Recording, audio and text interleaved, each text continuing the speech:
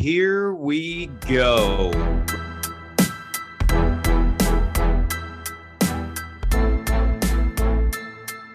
Welcome to the 9 Route Fantasy Football Podcast.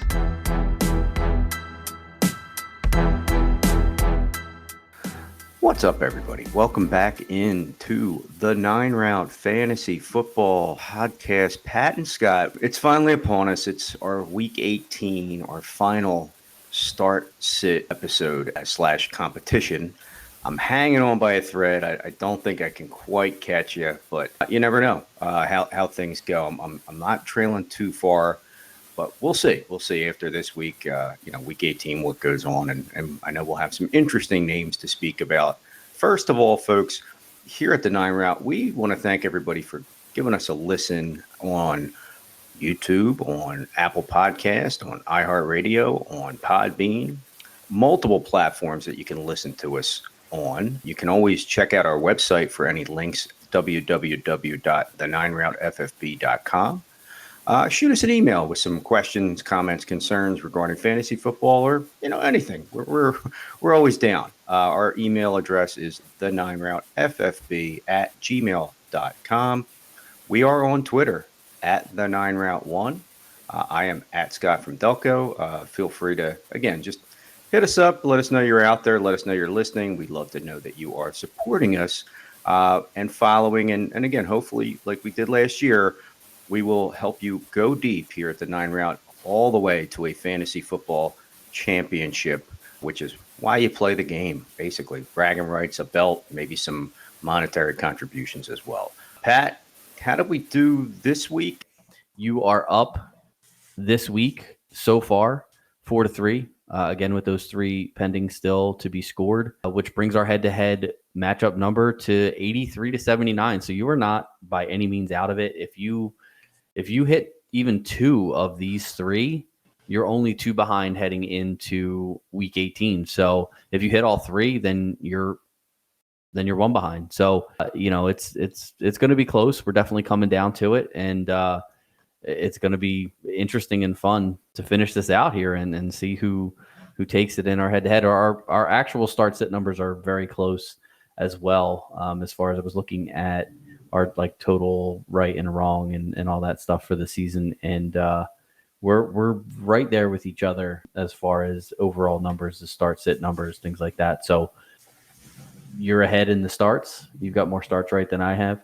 I've got you in the sits. And so right now we are I've got about 51% of my starts and sits correct. You were at 47%. So we're right there with each other. Again, that could easily flip-flop with one good or one bad week. So a lot riding on these next couple games here. So good to know. Even a broken clock's right twice a day. So we have potential. Well, I guess then, am I still up? Do I have the right of first refusal? Or... Yeah, you have the option to go first if you would like. It's completely up to you. You've been deferring, and that's been working for you. But yeah, I will kick. I will take the ball in the second half, sir. So you are up. All right, let's get this thing started then. Start sits. My start of the week at the quarterback position is going to be Aaron Rodgers. You could say, oh, that's a layup. That's an easy one. But Rodgers has not been great this year. As a matter of fact, the Packers haven't been great this year. Back in Week 10, they had and I think that was the week that Rodgers was injured. And, he said, oh, if we're not mathematically eliminated, I want to still play. But they had a 1% chance to make the playoffs in Week 10. That percentage has now jumped to 64%, and Green Bay controls their own destiny. If they win against the Lions in Green Bay, they're in the playoffs, regardless of what else happens. I have seen Aaron Rodgers come up big in these spots too many times to not think that he's going to do it again. Plus the fact that Detroit has been a top 10 fantasy defense versus running backs, but is second worst versus the quarterback, tells me that the Packers are probably going to need to throw the ball a little bit more in this one than they have in recent weeks. If you've been watching the NFL, which if you're listening to this podcast, you probably have. you've noticed that the Packers have been running the ball quite a bit more. Aside from that game against Carolina where the Panthers ran all over the Lions have been fairly stout against running backs and against the run, and have really leaked against the pass. So I think that the fact that that's where Detroit's defense is weak, the fact that Detroit can score in bunches, and that will probably put even more emphasis on Green Bay needing to score and keep scoring, knowing that, even if they get a lead, it's not safe versus this Lions offense. I think this is going to be one of the higher scoring games on the week, weather permitting. Obviously Green Bay, this time of year, anything can happen. But, as long as the weather stays cold but not, no precipitation, I actually like both quarterbacks in this game. But I'm going to take the reigning 2-time MVP over Jared Goff in this one. I know one guy who I like this week. I think he smells the blood in the water. I'm happy to see him and his team doing well. That would be Trevor Lawrence of the Jacksonville Jaguars. He is my start of the week. They are going up against the Tennessee Titans. This is kind of like for all the marbles. I mean, there are some scenarios where things could kind of change, but the primetime matchup on Saturday, Tennessee goes to Jacksonville. Trevor Lawrence and the Jacksonville Jaguars have had a very good season, rebounding from the abomination that was the Urban Meyer project from last year. Good to see that nothing got ruined. He's had good players around him. They went out and spent some money. They picked up Christian Kirk, Evan Ingram. They picked up Zay Jones, and these are guys fantasy-wise that have been relevant at different points, sometimes more than expected throughout the season. Travis Etienne, his college teammate as well, is there. But really take a look at what Lawrence has done. Over the last 4 weeks, he is, albeit we still have a game to play as we record, but could probably do no worse than the 5th best fantasy quarterback. Put up over 1,000 yards, 8 touchdowns, only 1 interception, over 100 yards rushing, 2 touchdowns.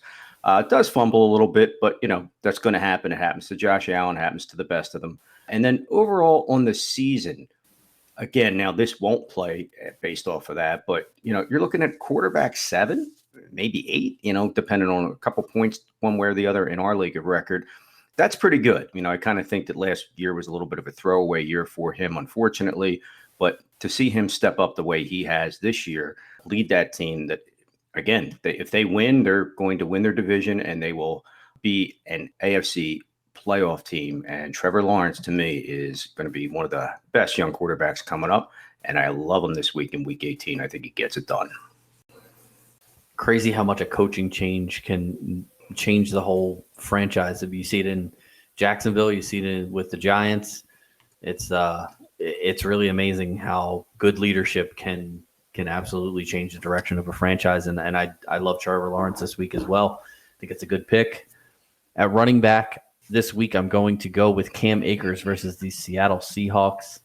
Since being left for dead earlier this season, Akers has done everything he can to prove that his Achilles injury has not ended his career, and he's kind of played with a chip on his shoulder the last few weeks.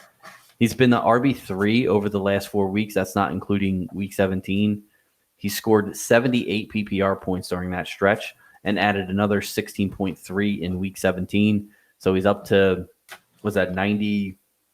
94 and a half points in 5 weeks, which I'll take that for my running back in my fantasy playoffs for sure. I actually, strangely enough, I dropped Akers in our league of record back when, he wasn't getting any carries and, it just looked like the team was trying to go away. They actually, at the trade deadline, were looking to trade him. I held him up to the trade deadline. When he didn't get traded, I dropped him because I was like, well, if they don't want him and nobody else wants him, then I don't want him. And so I let him go to the waiver wire. And one of the teams that made our playoffs actually picked him up and has been playing him through the playoffs, and he's been doing really well. So this week he gets a Seattle defense that has been very good versus the wide receiver position, but has been 3rd worst versus the running backs. It seems like the Rams' new model of success with Baker Mayfield at quarterback has been to run and then basically use play action off of that run game. I see Akers getting a ton of carries in this one and having another big week versus Seattle in Week 18. We'll see. I hope you're wrong. I'm looking to start one specific running back this week. I think he's going to get the lion's share of the action, so to speak. Throughout the season, he has been a top 10 running back. Struggled a little bit as of late, and there have been some things here and there that have contributed to that. But overall, Ramondre Stevenson of the New England Patriots going up against the Buffalo Bills, who, right off the bat, you might say, hey, whoa, wait. Again, Bills might have a little less to play for than some other teams. At the same time, New England Patriots need to make sure that they hold on to that final playoff spot that they are in right now. New England, as bad as they've been, much maligned with quarterback issues and coaching issues and everything else, they are the current 7th seed in the AFC. They want to hold on to that, and a player of this magnitude and a coach that knows how to do things like try to keep the ball away and stuff. It hasn't worked a lot recently against Buffalo. Last year, there was the big win bowl that kind of, looked like, oh, well, New England has their number. And ever since, they've been getting a little bit embarrassed by that Buffalo Bills team, which a lot of teams do, get in line. But I think this is going to be a week where they just look to make sure that this guy just runs the football. They control the clock. They do everything they can to make sure that, again, to make sure that they get in. They have to win. And as long as they do win, they're in. So, I think that you're going to go with what got you there. It hasn't been the passing game. It's been the running game. You've had a couple people. Damian Harris has been banged up, but he was a contributor. Rookie Pierre Strong, Kevin Harris, they've been thrown into the mix. But it's Ramondre Stevenson in that backfield. And I think he is going to lead the New England Patriots to a wild card playoff berth. And who knows where after that. Can they lose this game and still make the playoffs? They can, right? They can, as long as Miami and Pittsburgh lose as well. So, Pittsburgh or Patriots win at Bills, or Dolphins lost versus Jets, and Steelers lost, and Jaguars win. So they right, they control their destiny, but then they need a lot of dominoes to fall if they don't right win. Way. Right, Mm-hmm. right. Okay, yep. I just wanted to know because I listen. This is just my opinion, and I'm not saying that Stevenson's going to have a bad game. I just think for all the years that New England just trounced Buffalo and Tom Brady was there and New England was winning all their championships, I really feel like if Buffalo is still playing for the number 1 seed, I think they're going to want to absolutely destroy New England and send them packing personally. That's just my view on it. I feel like there's some bad blood between those two teams in that rivalry, but I had Ramondre Stevenson. He let me down in one of my leagues. So, hopefully if he's on your team and in your lineup week 18, hopefully he doesn't let you down because I definitely have felt that burn. Might want to check your doctor. I don't know what kind of burn we're talking about there, buddy. Yeah, I got hopefully Melissa's not. It's a Ramondre Stevenson. Yeah, exactly. At the wide receiver position, I'm going to go with Christian Watson, keeping with the Aaron Rodgers, Detroit Lions, Green Bay Packers game theme. It's pretty simple for this one. As I laid out with the Aaron Rodgers start, I think this is going to be a high-scoring game. And Watson has been the one doing most of the scoring, at least through the air, for the Packers. Detroit is, like I said earlier, the very good matchup versus quarterbacks and wide receivers. Been pretty tough against running backs. So as much as Green Bay has been having success running the ball, I do think they are going to need to throw. And Watson has just shown. I think Christian Watson, and I mentioned this preseason. I was on Christian Watson early. I know that he had that first pass of the year. He dropped for an easy touchdown. Then he's been injured off and on this year. I think as long as he can sort of keep that injury bug away, I think Christian Watson is going to be an absolute player in this league. I think he's going to be a great wide receiver. I think he's going to be seen as one of the best wide receivers that came out of this draft. And there's a lot of good ones if you're looking at Drake London, Garrett Wilson, Jameson Williams, who we haven't even seen yet. So I really like Christian Watson as a player, and I really like him this week versus Detroit in a game that, again, Packers win and they're in. So I think you're going to see some points from Green Bay. You're putting all your eggs in one basket there, pal. I like that. Way to go. I got a piece of your action down the road there. So I do. I think Watson, kind of proved me a little bit wrong. I wasn't sure what was going to happen with all the injuries and everything going on, but he has definitely been, once they connect it and you've seen that play happen nonstop, so to speak, it finally, it put Green Bay back on the map. Aaron Rodgers looked like a competent quarterback, and I think that is massive when it comes to a team that lives off of that passing game that still has a couple good running backs in Aaron Jones and AJ Dillon. So it will be interesting to see. I am going to look at a member of the Philadelphia Eagles. Again, may not be the most pop out one, so to speak, but Devontae Smith, who had a nice rookie campaign last year, and some people thought maybe wasn't going to live up to the hype of, he's too small for the NFL. And he has quietly been one of the best wide receivers in the NFL. He is the Slim Reaper for a reason. AJ Brown gets all the hype, and again, deservedly so. And I feel like these two definitely play off of each other. Jalen Hurts, obviously being the quarterback and looking downfield. AJ Brown in our league of record currently is the wide receiver 5 going into, again, there's a Monday night matchup that still has to play. 84 catches, 1,401 yards, 11 touchdowns, closing in on 300 points. Not so far down the trough is Devontae Smith, who is wide receiver 9 on the season. 88 catches, 1,129 yards, 7 touchdowns. Over the last 4 weeks, he has been wide receiver 4. Over the last 2 weeks, wide receiver 3.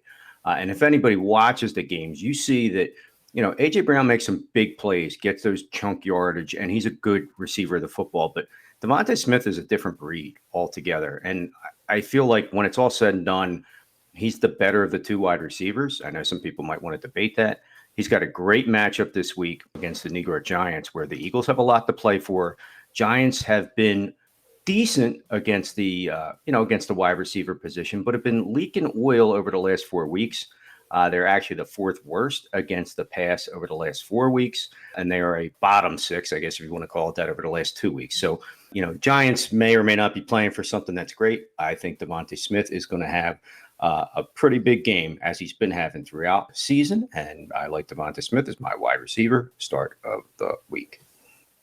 Yeah, I think when the Eagles made that trade for AJ Brown, I felt like Devontae Smith was the biggest winner because he did have a good rookie season, but now he didn't have to be the focal point. And I think, I don't want to say better receiver or worse receiver or whatever, but I do think that having a bigger bodied alpha type receiver like AJ Brown on the team has really allowed Devontae Smith to become what he is, which is a guy who can basically catch anything that you throw anywhere near him. And he's proven that he is a great route runner and a great possession receiver for the Eagles this year. So, I think you're taking a top 10 wide receiver on the season there as your start of the week is you're really fishing for that one. I appreciate that. I'm sorry. We won't go there. Just listen. Hey, I get it. I got it for my pick last week. So yeah, I got to give it back a little bit. I was willing to sit Justin Jefferson a couple weeks back. Probably should have sat. He should have been. He should have been your sit this week. I was close. I was so close. But again, you're just talking about tandem wide receivers, and yeah, there aren't many like Justin Jefferson. Everybody considers the best in football and all that.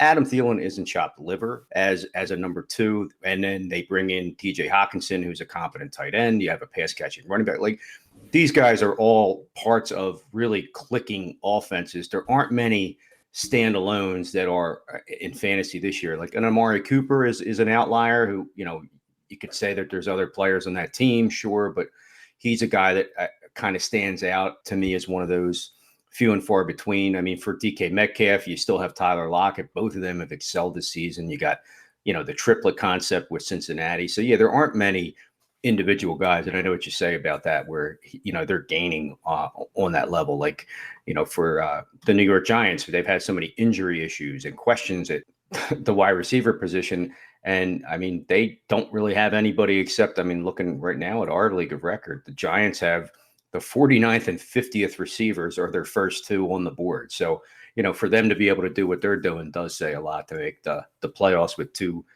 wide receivers that combine equal the numbers of an AJ Brown or somebody like that. So right. Yeah, it's kind of a scary thought if some of these teams do, find a way to add to the collection.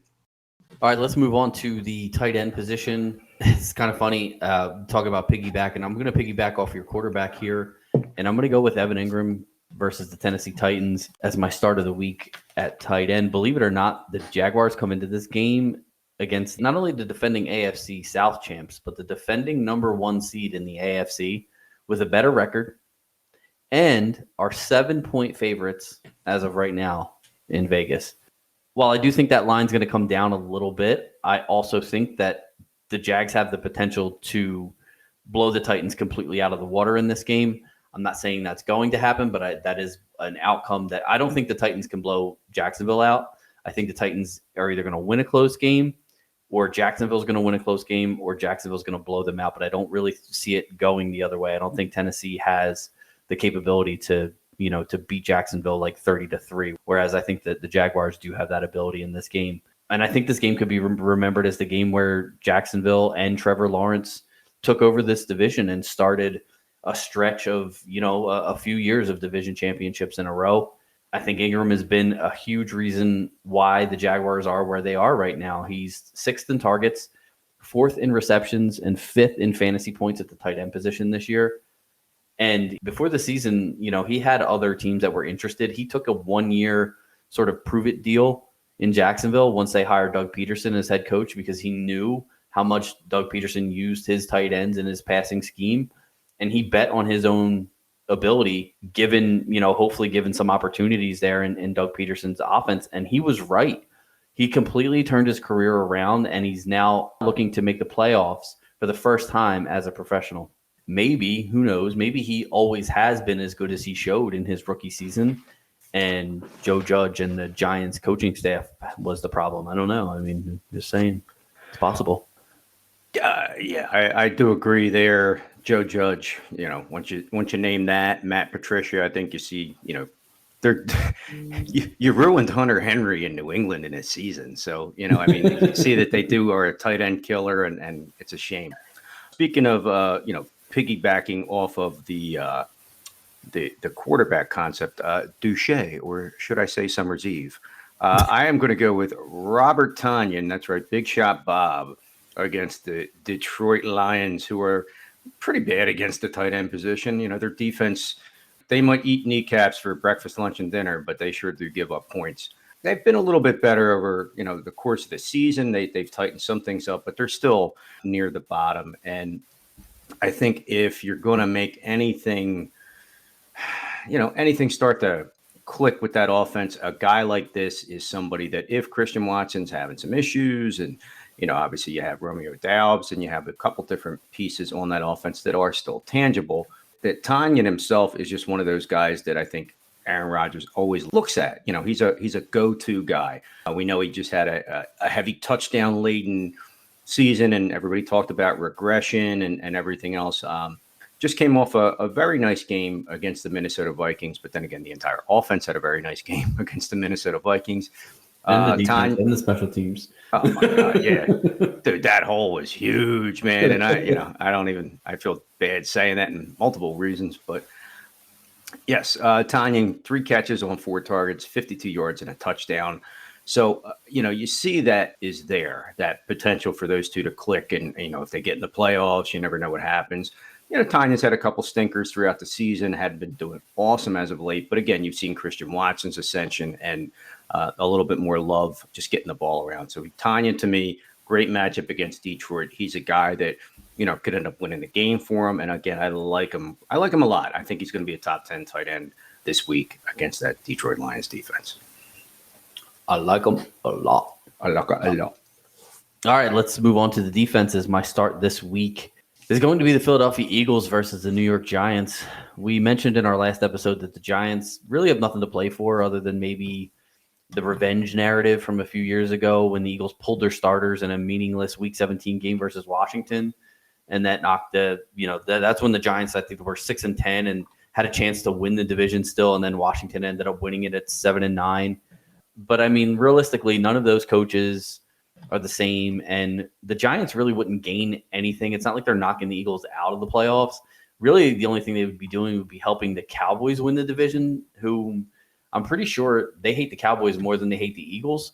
So to me, it just doesn't seem. I'm sure the Giants are going to play the game, and they're not going to roll over. But without them being able to improve their seeding, there's no incentive for them to go out and absolutely give it 100% and try to win this game. I mean, if the Eagles give it away, that's one thing, but I just don't see the Giants, being all that motivated to beat the Eagles in this one. The Eagles, however, have everything to play for.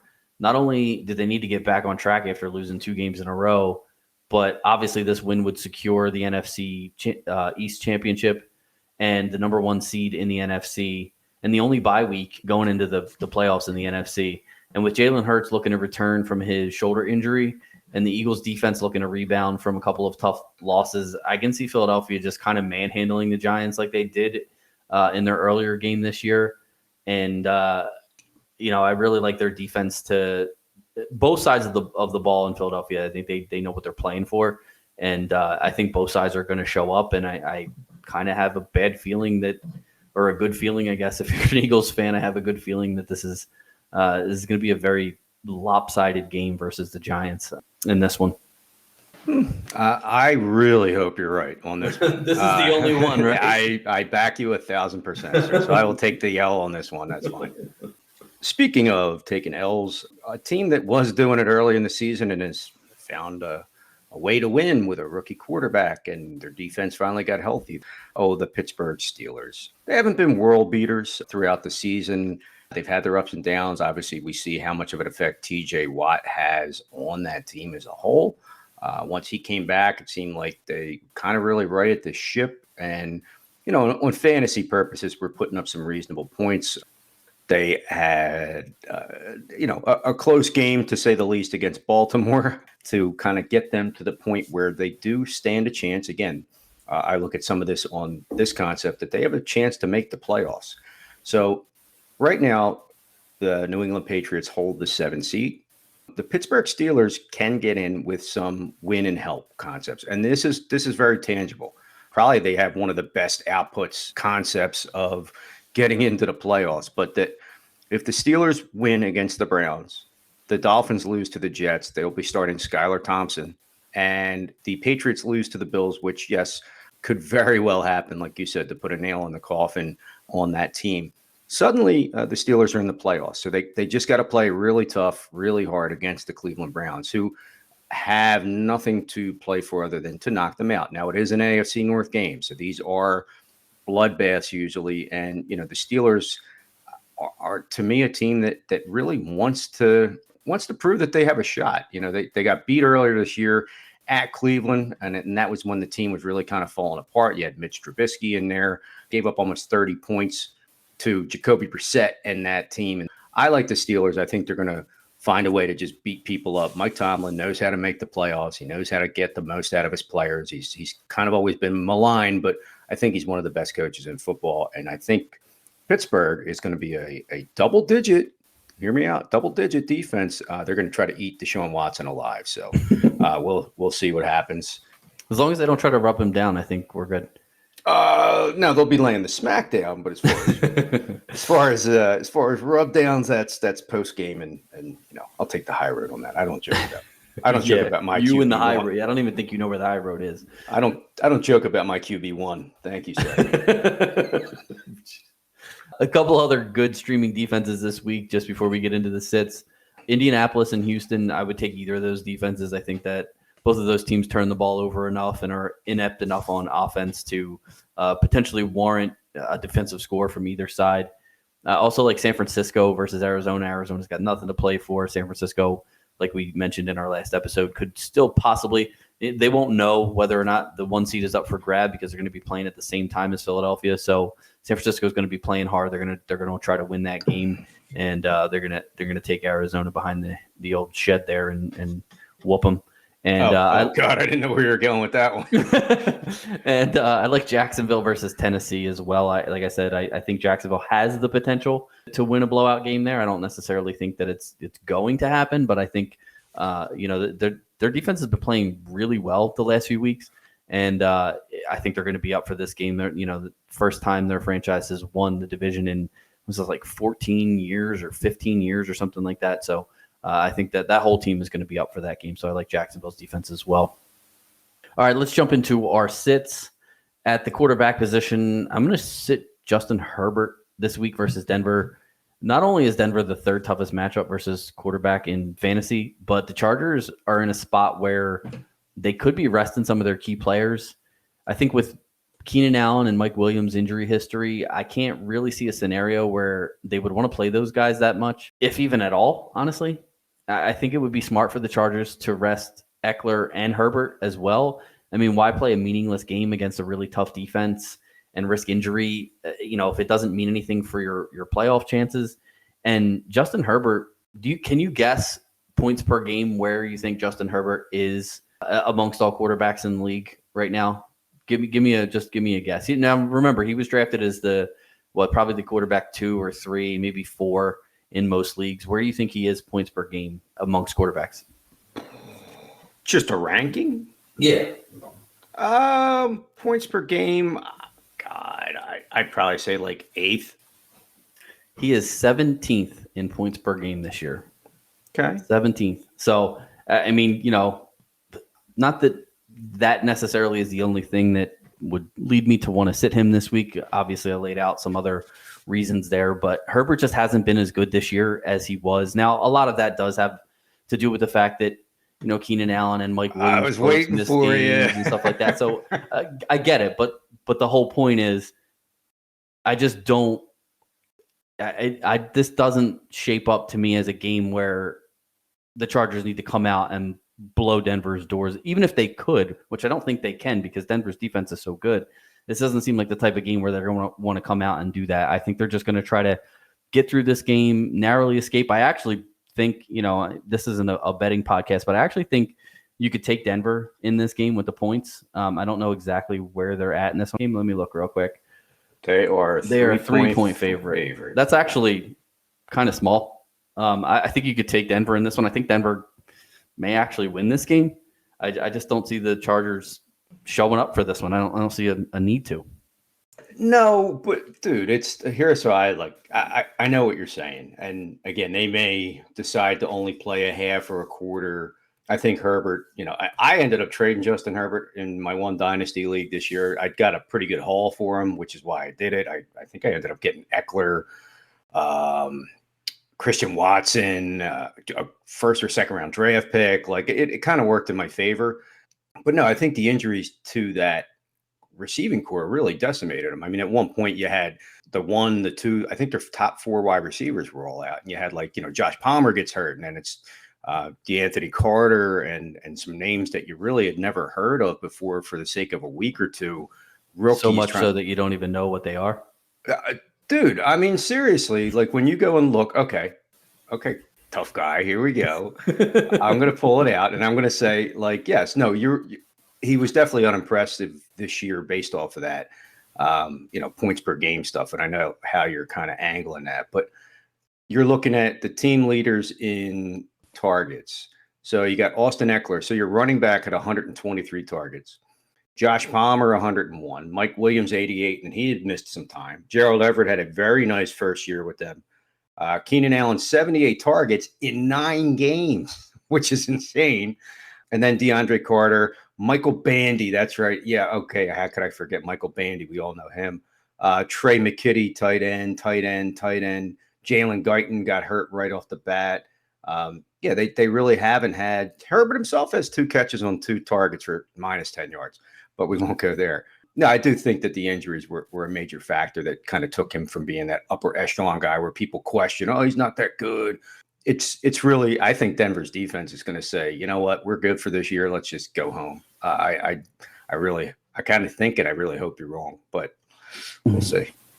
I just don't think. I don't even think he's going to play the full game. I wouldn't start him. Yeah. All I'm saying is I wouldn't start him if I'm in a championship in Week 18. I wouldn't start him just due to the fact that he's playing against a good defense. You don't know what Denver's going to do or not going to do, and there's no incentive for the Chargers to win this game. So, again, why put Keenan Allen out there and risk injury when the guy, he gets injured quite often. Why put Mike Williams out there and risk injury when he also gets injured quite often? Like I can see Josh Palmer being the team leader in targets in this game, and Justin Herbert maybe playing a quarter or a half or something like that. It's just not if he even plays at all. It's just not a good situation and not a guy that I want to be relying on if I'm in a championship game in Week 18.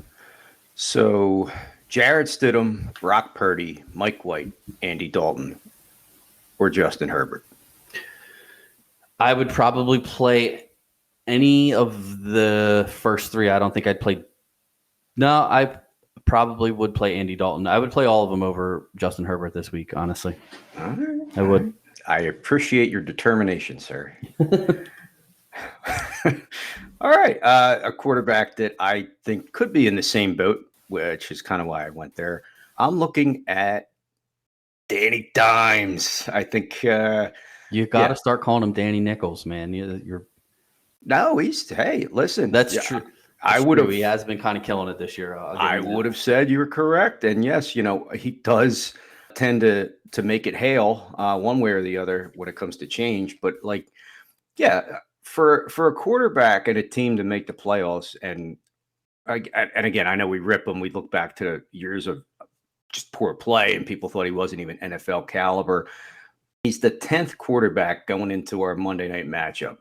Now, when it comes to passing yards, he's like so far down there. Like Russell Wilson has more passing yards than he does. Like it's scary. Jalen Hurts has missed 2 games and has less. Aaron Rodgers has more. Derek Carr.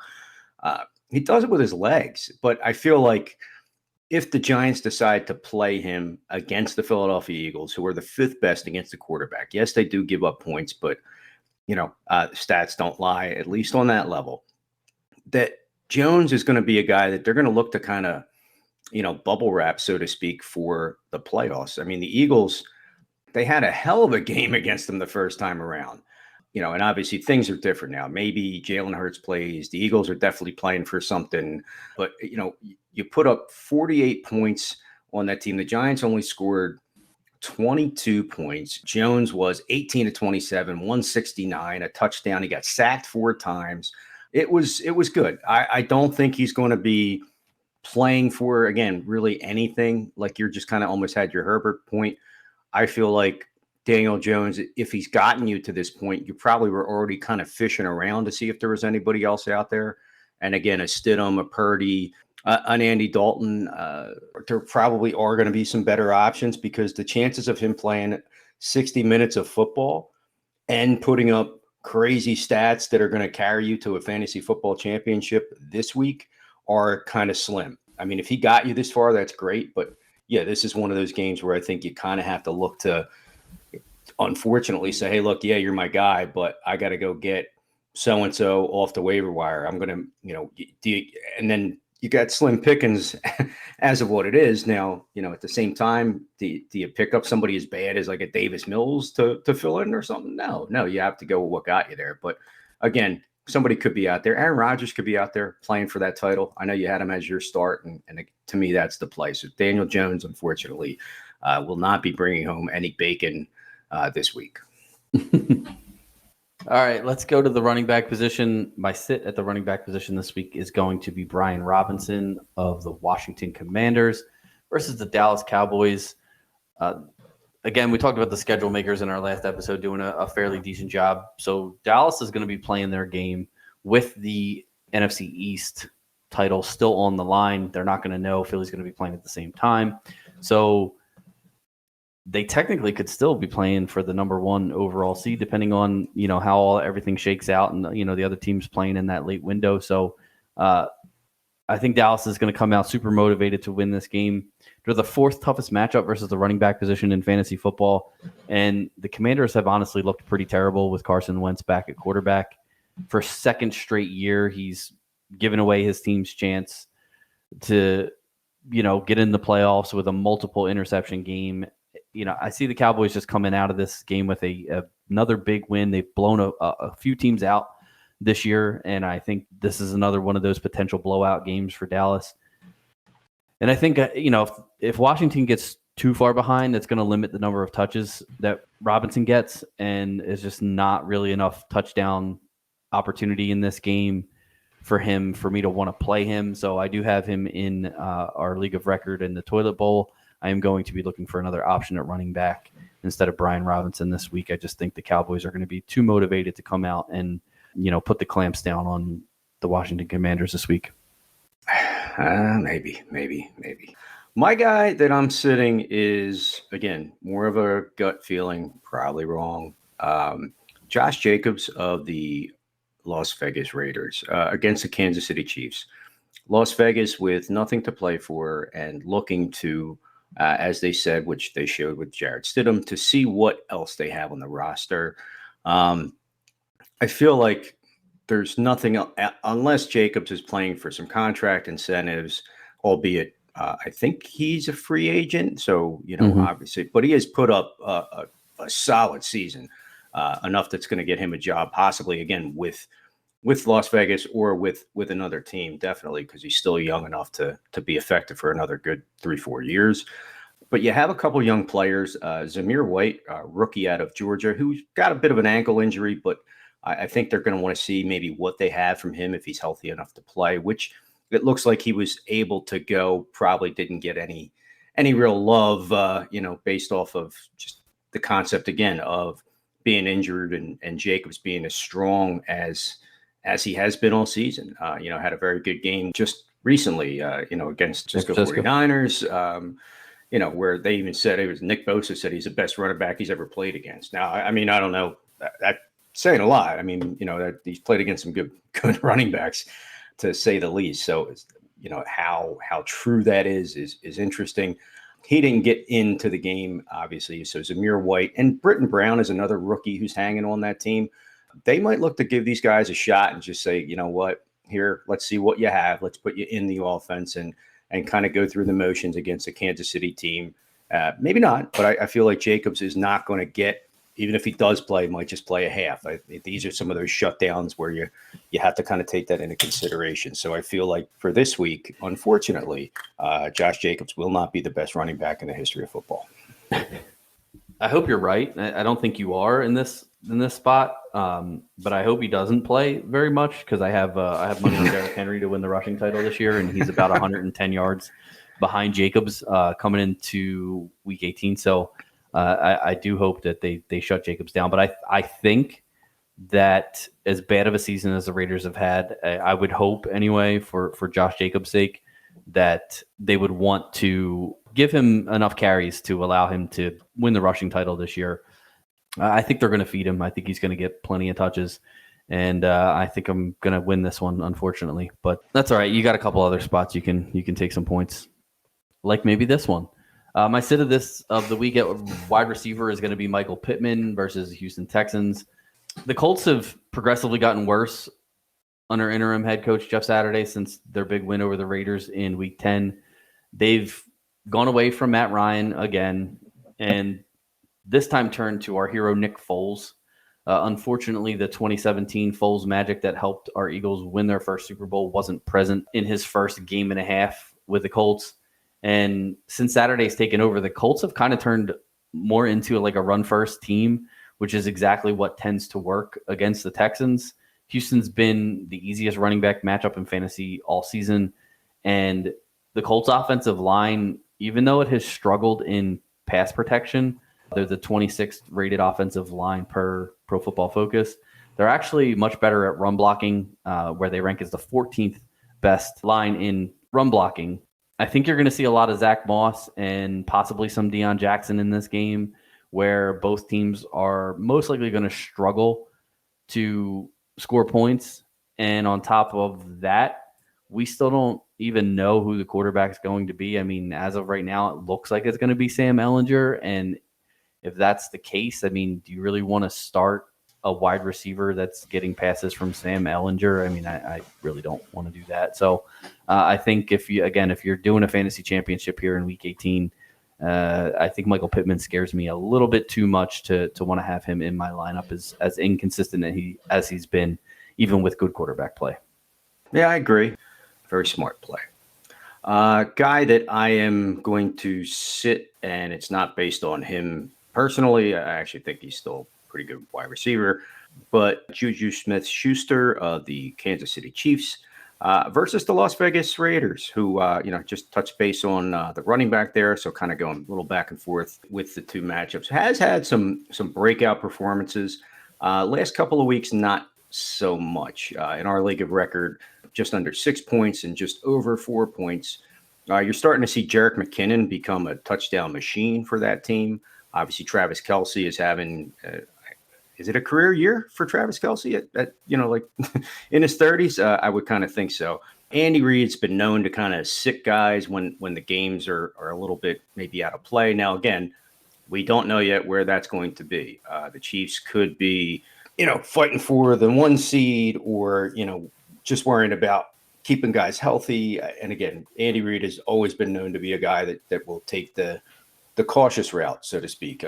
He's not going to overdo it. He definitely doesn't want to see Pat Mahomes take a bad hit late in a game for no reason going into the playoffs. And again, I think a guy like Juju would also be a guy that kind of gets, maybe not so much put on the sideline, but again, looking at his usage the last couple of weeks and things like that, I think they're maybe do a half. If there's something serious for them to play for, they may look to kind of push the issue. I'll be interested to see if this game is for anything. But at the end of the day, I think that Juju is not going to be fantasy relevant for this week. Come the playoffs, different story. All right, at the tight end position, I'm going to sit Pat Freiermuth versus the Cleveland Browns this week. I very much expect this game to sort of be a mirror image of the Pittsburgh-Baltimore game that we saw in Week 17. Both of these teams have struggled moving the ball through the air and scoring points, and both defenses have been sort of the better side of the ball for these teams. The Browns are the 6th best team versus the tight end position, but ranked 26 versus running backs. So I think the Steelers are going to want to keep the ball on the ground in this one and run it with their 2 effective running backs, Najee Harris and Jaylen Warren. And when Kenny Pickett does throw the ball, he tends to look at his wide receivers, Deontay Johnson, George Pickens first, and Freiermuth is sort of a lot of his passes end up being, he's not the primary target. It's when the pocket breaks down, Pickett's got to move. That's when he tends to look for Freiermuth a little bit more. Now, I know he's 6th in receptions and yards at the tight end position this year, but this game script calls for another low-scoring game for Pittsburgh where, just like last week, where Freiermuth only scored 6.6 PPR points. So not really thrilled to play for Freiermuth. I know when it comes to tight ends, there's not a ton of great options out there on the waiver wire. But if you have the ability and the luxury to be able to sit Freiermuth this week, I think you should do that because I don't see him having a very big game versus Cleveland. Yeah, sounds about right.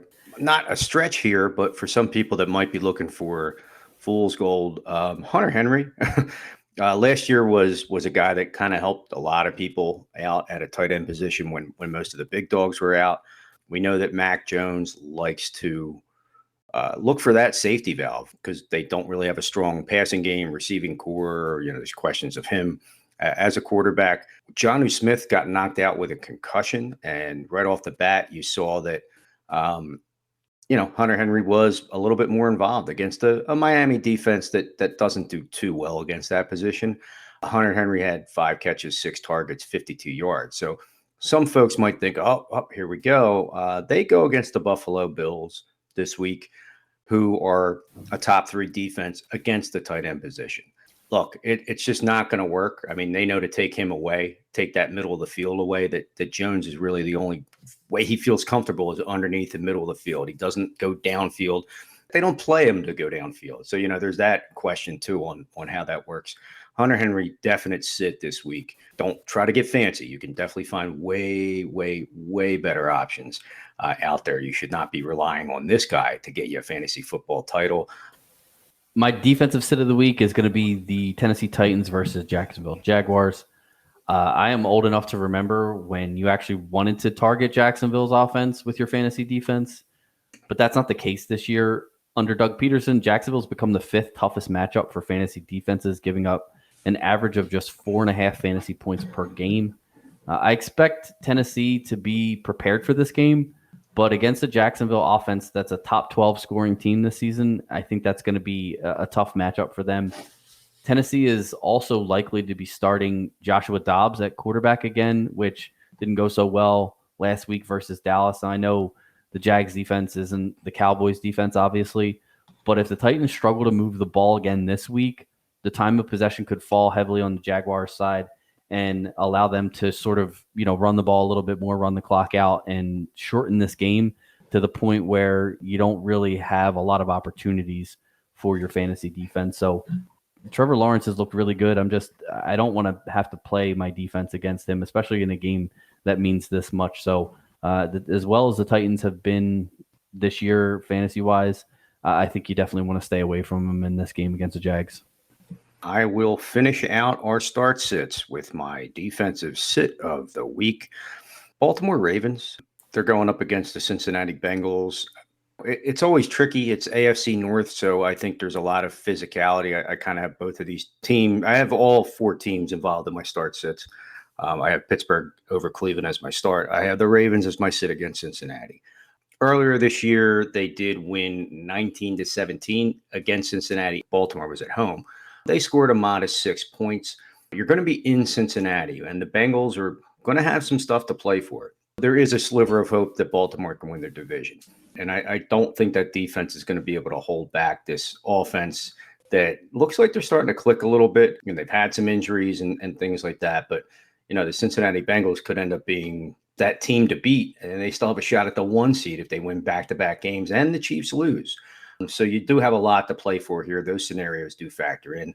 I don't like the Ravens defense this week to get you double-digit points or anything like that. I think they're going to be outside the top 10 easily against the Cincinnati Bengals. Yeah, I think if Cincinnati plays their starters, the Ravens are probably going to be in trouble there. I agree. There is a scenario where Cincinnati doesn't have anything to play for and may. All right, folks, that is it for our start sits for this week. Please remember to follow us on social media. We are at the 9 Route 1 and at Scott from Delco. Also, make sure that you follow us wherever you're listening to the show. Click that little plus in the upper right-hand corner or the little arrow that automatically downloads the podcast. That would mean a great deal to us here to help us kind of keep doing what we're doing. Also, feel free to check out our website, which is www.the9routeffb.com. You can also email the show if you have any questions. We are at the9routeffb@gmail.com. And before we head out, we want to say thank you to Mickey's Pub in Tuckerton, New Jersey for partnering with the show. If you're looking for a great place to watch the NFL on Sunday, Mickey's is it. Great food, drink specials, and all the football you can handle. Mickey's Pub, 327 East Main Street in Tuckerton, New Jersey, where friends and family meet. And if you're looking for a good place to watch those Week 18 games, man, check out Mickey's because it's going to be jumping over there this Sunday. I'm sure of it. I happened to stop in there not this past week, but the week before. And it was the week before. No, it was 2 weeks. It was the week before Christmas. And there was a good crowd of people in there getting rowdy for some football. So definitely check Mickey's out if you are in the area. Scott, do you have any last-minute tidbits you'd like to throw out there before we head out for the night? Again, we appreciate everybody for listening throughout the season. We're going to continue on with some playoff concepts, maybe talk about our choices for the games, in a friendly concept, just like we did with the starts and sits, talk about breakdown matchups, talk about who we like, who we don't like, not so much on the player level, but, on a team level, we'll talk about the point spreads and the over-unders and the weather conditions and, things like that, just to kind of keep things relevant, maybe splash a little fantasy news in there for those that are year-round peeps. We love everybody out there that listens and everybody that doesn't, because you're always, just a click away to take a part of our show with you. You could download us on Podbean. You can watch us on YouTube and listen, Apple Podcasts. You have all these options. Just put us on, give us a try. We definitely want to be a part of your fantasy football regimen, so to speak. And hopefully the 9 Route can take you deep into your fantasy football playoffs to a title. Good luck to everybody out there going into that final week of weeks, game of games, all the way up to Green Bay, Detroit, Sunday night. For Pat, I am Scott. We will talk to you soon, and good luck. Peace.